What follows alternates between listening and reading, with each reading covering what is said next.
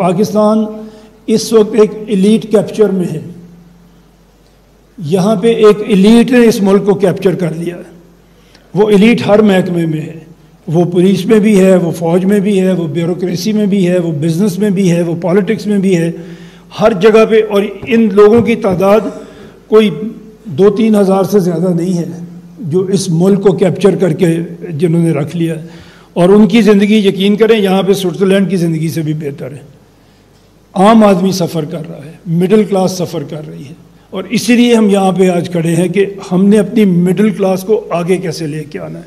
ये नौजवान, ये बच्चे जो आज हमारे सामने हैं, जो अपनी प्रैक्टिकल लाइफ शुरू करने वाले हैं अगले 1-2-3 साल में, ये जब प्रैक्टिकल लाइफ में आएंगे तो इनको कैसे इक्वल अपॉर्चुनिटीज़ मिलेंगी, ये हमारी आज की बात का मकसद होगा इंशाअल्लाह। एक और चीज़ जो आखिर में इन्होंने बात की, that is devolution of power. जो कंसंट्रेशन हो जाती है इख्तियारात की एट द टॉप, उसको हमें ख़त्म करना होगा। ये डेवोल्यूशन ऑफ पावर जब तक नीचे तक नहीं आती, जब तक आपकी लोकल गवर्नमेंट, आपकी प्रोविंशियल गवर्नमेंट जब तक बाख्तियार नहीं होती, तब तक भी बड़ा मुश्किल होगा कि हम तरक्की कर सकें। और इसका क्या मतलब है, जैसे आज हम 4 सूबों में रह रहे हैं, और ये 4 सूबे हमारे बड़े पुराने हैं, मुल्क से भी पुराने हैं कई सूबे हमारे। एक फेडरेशन के तहत, जैसे मैंने फेडरेशन की तारीफ आपके सामने की, एक फेडरेशन के तहत हमारे ये 4 सूबे एक मुल्क बनाते हैं और हम उस मुल्क में रह रहे हैं। अनफॉर्चुनेटली ये हमारे सूबे ऐसे लॉबसाइडेड हैं कि एक पंजाब है जो 52% ऑफ पाकिस्तान है। इसका मतलब है कि बाकी तीनों सूबे मिलके भी पंजाब से छोटे हैं। और ये एक ही मिसाल है पूरी दुनिया में, और कोई ऐसी फेडरेशन नहीं है जिसका एक फेडरेटिंग यूनिट बाकी सबसे बड़ा हो। अगर वो सब मिल भी जाएं तो उससे बड़ा हो, ऐसी कोई दुनिया में फेडरेशन नहीं है। ऐसी सिर्फ हम हैं, या तो हम बड़े अक्लमंद हैं, हमने ये तजर्बा करके रखा हुआ है, तो या दुनिया हमसे ज़्यादा समझदार है कि उन्होंने इस तरह से होने नहीं दिया। इसके बाद एक बलूचिस्तान हमारा सूबा है, वो रकबे के लिहाज से इतना बड़ा है कि उसको कंट्रोल करना कोयटा में बैठ के अब हमें नज़र आ रहा है कि पॉसिबल ही नहीं है। जब आज़ाद हुआ था पाकिस्तान, जब सूबे बने थे, तो बलूचिस्तान की आबादी सिर्फ 11 लाख थी। 11 लाख लोग 350 स्क्वायर किलोमीटर में रह रहे थे। तो उन फासलों को कवर करना फॉर एडमिनिस्ट्रेटिव कंट्रोल पॉसिबल ही नहीं था। और आज हम उसके नतीजे भी देख रहे हैं। शुरू से देख रहे थे, उसमें हम कभी भी लॉ एंड ऑर्डर अच्छे तरीके से मेंटेन नहीं कर सके। अब क्योंकि फॉरेन इंटरवेंशंस बढ़ गई है, अब जो वेपन्स हैं वो ज़्यादा लीथल हो गए हैं, तो हमें नज़र आ रहा है कि हमारी वहाँ पे ग्रिप जो है वो उतनी अच्छी हमें नज़र नहीं आ रही।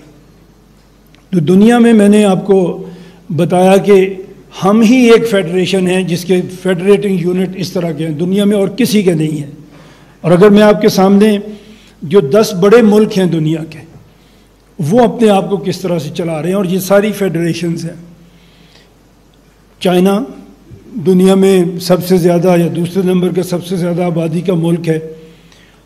उसके 31 स्टेट्स हैं चाइना के अंदर, जो उन्होंने अपनी हुकूमत को तकसीम किया हुआ है। इंडिया, हम ज़ाहिर है एक ही वक्त में आज़ाद हुए, और आज़ादी के वक्त में इंडिया में सूबों की तादाद 9 थी। आज उनके जो यूनिट्स हैं, उसको वो स्टेट कहते हैं या वो उसको यूनियन टेरिटरी बोलते हैं, उनकी तादाद 39 है। 78 ईयर्स में दे ग्रू फ्रॉम 9 to 39। और हम बड़े साबित कदम हैं, हम उस पे 4 पे ही खड़े हुए हैं अभी तक। यूनाइटेड स्टेट्स 332 मिलियन की पॉपुलेशन है, 50 स्टेट्स हैं। ये जब आगे बात होगी, शायद आपका सवाल भी इसमें कोई आएगा। लोग कहते हैं जी अगर आप हर डिवीज़न को सूबा बना देंगे, जो हम आपसे बात करेंगे कि हम हर डिवीज़न को सूबा बनाना चाहते हैं, तो लोग कहते हैं जी एक कराची एक होगा, एक लाहौर होगा और एक लोरालाई होगा, तो ये किस तरह के सूबे बनेंगे? इनमें तो कोई आपस में मुकाबला ही नहीं है। तो मैं उन्हें रिक्वेस्ट करूंगा कि ज़रा वो अमेरिका की स्टेट्स को देखें। अमेरिका में एक स्टेट कैलिफोर्निया है जिसकी जीडीपी जो है वो दुनिया के बड़े बड़े तरक्की याफ्ता मुल्कों से ज़्यादा है, और वहीं पे एक स्टेट आर्कनसा है जहाँ से बिल क्लिंटन साहब सदर बन गए थे। वो इतनी रूरल स्टेट है कि वहाँ पे सिर्फ एक इंडस्ट्री है और वो राइस मिल है, कोई इंडस्ट्री वहाँ पे नहीं है। और उन्होंने अपने आप को बाइबल बेल्ट डिक्लेयर किया हुआ है। वहाँ पे आप पब्लिकली शराब नहीं पी सकते, शराब बेच नहीं सकते, गैम्बलिंग नहीं कर सकते। तो वो अपनी तरफ से एक ज़िंदगी गुजार रहे हैं। तो ये विद इन फेडरेशन ऐसे यूनिट हो सकते हैं, और उस तरह के लोग जो वो ज़िंदगी गुजारना चाहते हैं वो बड़ी खुशी से वहाँ पे वैसी ज़िंदगी गुजारते हैं। इसके बाद इंडोनेशिया है जो हमारे जैसे ही तकरीबन 28 करोड़ की उनकी आबादी है। 34 एडमिनिस्ट्रेटिव यूनिट्स हैं इंडोनेशिया में।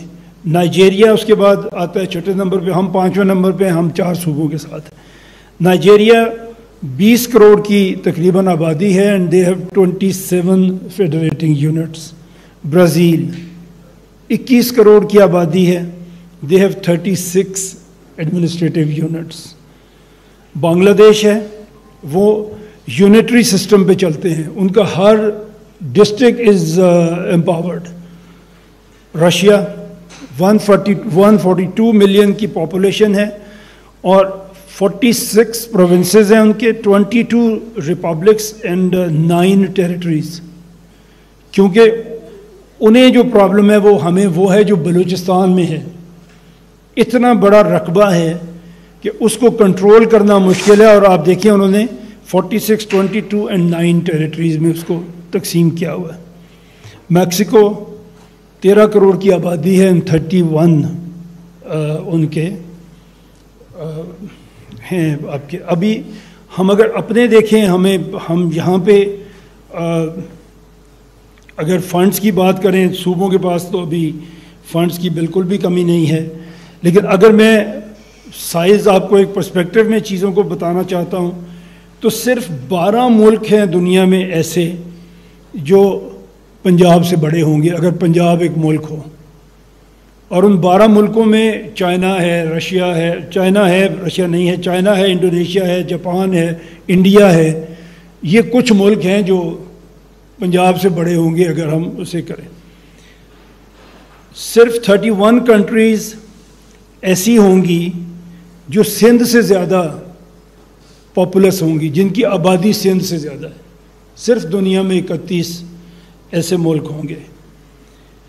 41 कंट्रीज़ दुनिया में KPK से ज़्यादा आबादी है उनकी।